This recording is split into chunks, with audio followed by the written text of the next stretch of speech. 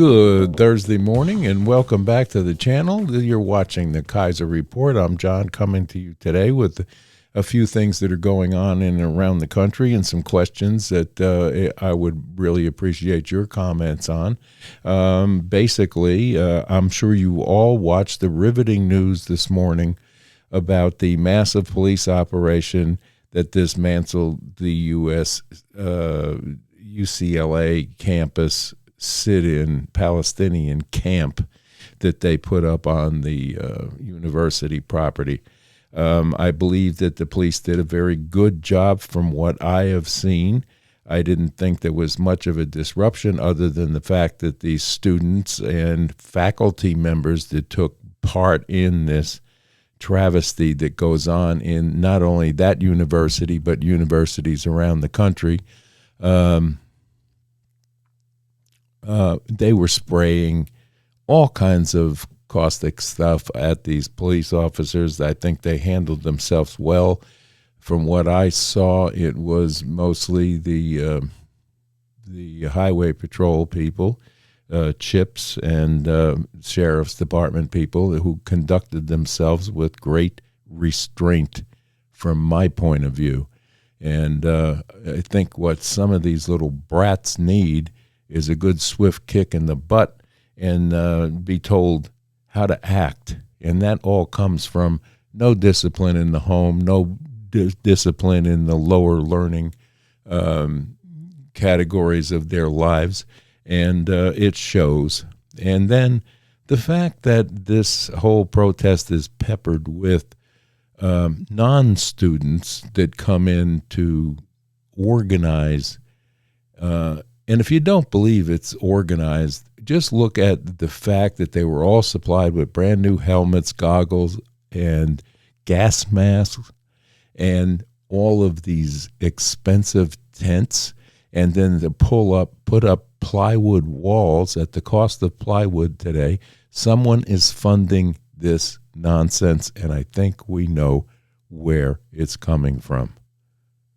And it just was reminiscent of watching Antifa a few years back when they were pulling all these organized sit-ins and riots that burned down police departments and cities and businesses. It just has to stop.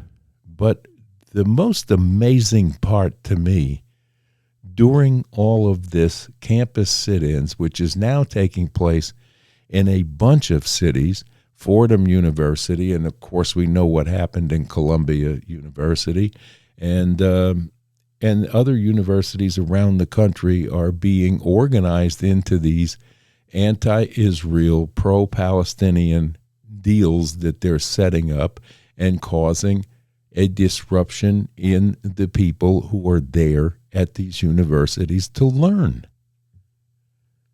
It's incredible what they're being allowed to get away with. But what's even more incredible is the fact that we have a president of the United States that has not uttered one word against what is going on because he doesn't want to upset the Democrats that are backing and probably promoting this unrest in this country. And then we have to ask ourselves how many faculty members are promoting this from within these universities because they're being arrested out there with the students now. And then yesterday, after Columbia was cleaned out, the faculty was calling to have them come back. Some of the faculty. The leadership in these universities need to be questioned, and these endowment programs that are tax-free we need to start taxing them. If they're going to carry on this way and allow this stuff on their campuses, they should be made to pay. And they need to look into who funded this UCLA thing, and they should be responsible for paying to clean up the mess that these people left there after they were pushed out. Of course, they're all brave and can shout death to this one and death to that one. But when they get arrested, you see the tears in their eyes or the fake smiles on their face, and the fear is there. They know they're doing wrong. They know they're going to be arrested. That they realize that if they do prosecute these people for anything that is a felony, it goes on their record for the rest of their life. They don't care. They don't intend on working or being a working part of this society. They're anti-society. They're communistic. And they are stupid to be doing this. To bring another country's flag in and replace the American flag on a university with it, that is a crime. I don't care how you look at it. But it continues. The President of the United States is missing, doesn't have a word to say about this, and I can't wait to hear how he and Kamala will blame Donald Trump or somebody else for what's going on here. He's afraid of losing a vote from these particular people that are lawbreakers in what they're doing. And he's also afraid of upsetting the extreme left part of his party that is funding this. How much longer is this country going to put up with the nonsense that is taking place and just waving it off? I'm really surprised that mainstream media even ran any of this stuff. But wait, they're going to turn it against the cops at some point on the ABC, MSNBC bunch. It won't be the students' fault, won't be the faculty members' fault, it won't be Joe Biden's fault. It'll be Donald Trump's fault and the police. We're living in a lawless nation right now with two forms of law, one for the Democrats and one for if you identify as a Republican or an independent. It's a situation that should not be happening right now, coming up to an election year, coming up to a November election in this year, and nobody cares. You have to wait. The police have to wait till they're invited into a campus that's in total unrest.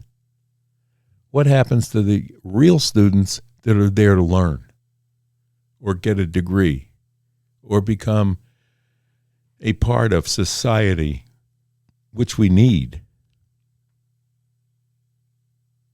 Anyway, that has taken up the entire news cycle since, I guess, 3 o'clock Pacific Standard Time this morning when all the cleanup started to happen. And as I said earlier, the police did a magnificent job and held restraint where I don't think I could have. But they did unmask these people. They did picture every one of them that they took out in the handcuffs and arrested. What happens to them when they get to the liberal court system in California, that's another story. They may get a ticket so they can go right back and do the same thing again because these students don't learn. They're too busy, worried about their pronouns. What really got me this morning was the demands they were making at 3 o'clock this morning, that they wanted vegan food in delivered to them. Not just regular food, they had to have vegan food. You hearing this? How's that sit with you? Tells you something. So I guess it is escalating with Blinken is over there talking to the Palestinians about trying to get them to accept a peace deal that's on the table or a ceasefire deal that's on the table right now, but they're not having much of a part of it because they want this to continue there. Israel is poised right now to make a major influx into Gaza to get this thing to come to an end. They're willing to negotiate, but the Palestinians are not. Maybe someone should tell these students that. You know, the trouble there is thousands of years old. And I don't know that there's ever going to be an end to it, but our involvement in it should be next to none. Our involvement in the Ukraine problem with Russia should be next to none. But yet, we're embroiled in three fronts over there right now, and it's dangerous to be poking a stick into the cage of Russia right now. They're a nuclear superpower. What are we doing, Joe? We have a president that is AOL. I guess he was too busy getting a nap in yesterday to say anything. He's yet to say a word about the campus unrest that's going on in this country. And his campaign speeches are just full of lies and made-up stories with no substance.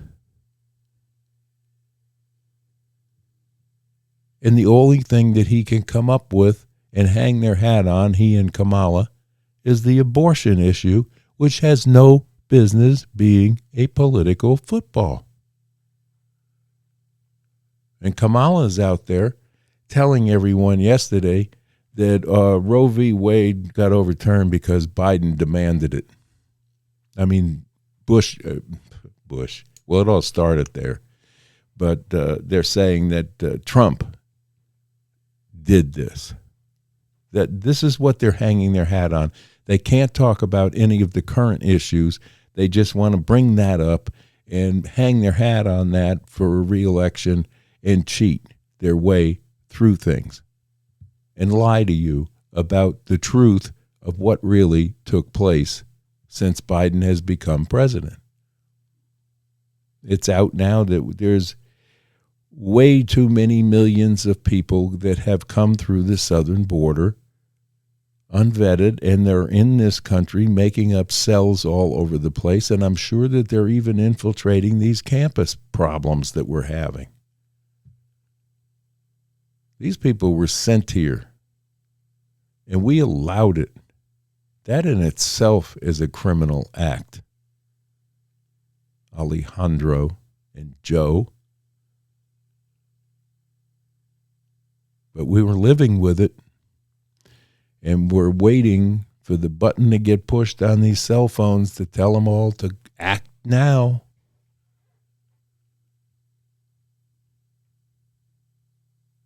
I worry that something bad is going to happen, or they're going to introduce another pandemic, or worse, before November so they can stay in power. Because all of the Democrats that worry about losing power are the ones that are causing us the problems that exist today. And yet there's still people that will go to a voting booth and pull a lever for them. I guess I'm dating myself with that. We need to go back to one-day voting and give everybody a holiday for that day, close the schools, get the election done and counted in the same day, and everyone that votes at those ballots needs to have an ID to prove who they are. It's too easy to cheat on an election. We've become a third world country when it comes to the election processes. Has to stop. Tomorrow we will be giving you a short Kaiser report in the morning, and we're going down to the Lazy J Farms to do some filming there and get an interview with the owners. And that'll be published on the Saturday special report that we're going to do on that particular business. And that's located in Kingsport, Tennessee. And we're looking so forward to, and this is my butcher where I buy all my meat. And they're just the best people and the best products. So we decided that we're going to do a special Kaiser report from Lazy J Farms in Kingsport, Tennessee. And I'm looking forward to it because I can buy some more of their porterhouse steaks. God, they're great. But other than that, we're going to probably try to get out a little on Saturday and Sunday as well and get some local stuff in if the weather permits. We'll do that. The garden is almost complete, and we're going to be working on that today and tomorrow a little bit. But we're going to go down to Lazy J Farms and do the film from there for the Saturday report on the travel portion of this program. And once again, I'd like to thank you all who have subscribed to my channel. I know that it's been a lot of bad news, but that's all that comes at us on a daily basis now. And we're going to try to do happier things at least more times during the week than the bad stuff. But you need to know what's going on around with politics and these sit-ins and things that take over the news cycles.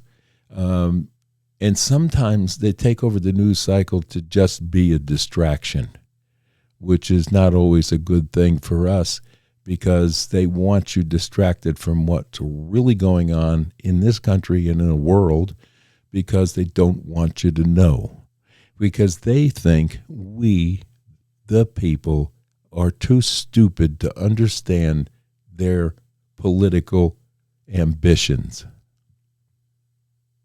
That's a sad state of affairs in itself. But the Democrats are known for doing this, and they've perfected it right now. And we have Republicans that don't know how to act, and a uniparty that goes along with whatever the regime says should happen. We need to get away from this. We need to bring law and order back into this country, and we need to have God back in our lives, which there is a huge movement right now among the population to go back to what's important in our life. And we need to pray every day for help to do that. And then maybe things will go back to some semblance of normalcy.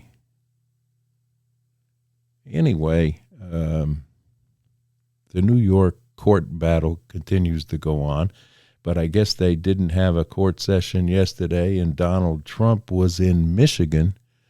And I understand, didn't see it, I've heard this, that the crowds were enormous for his rally that he did somewhere in Michigan. And if you know more about it, use the comment section below and let me know what your thoughts are on this.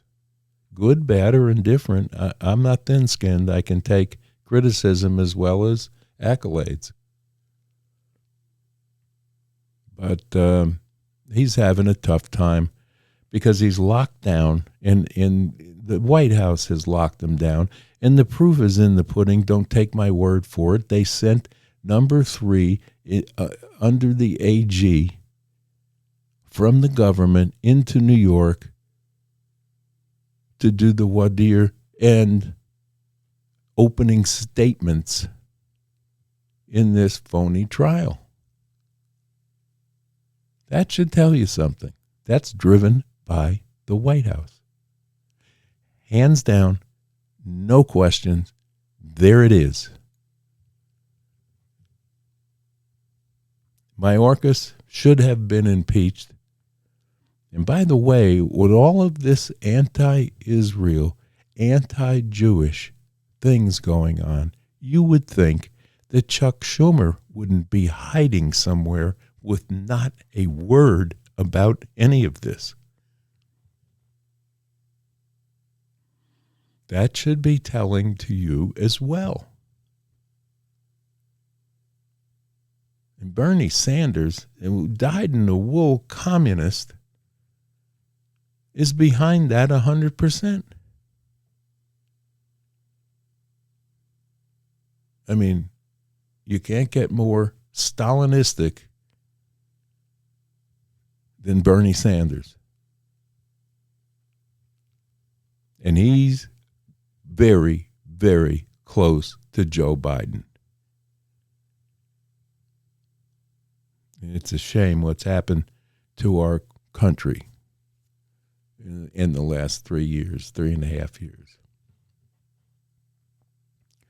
Not a whole lot more going on that we know about because the news cycle has been just inundated with these college campus things.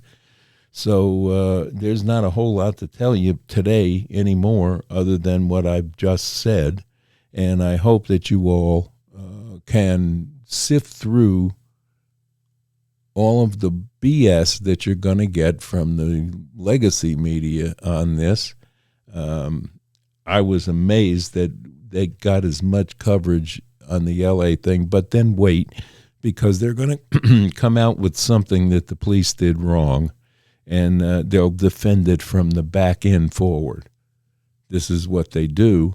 They're probably waiting to see what, Kareem Jean-Pierre comes up with to tell them, which is never anything but protective nonsense that comes out of her mouth to cover up everything that this administration has made the mistakes daily on anything they touch.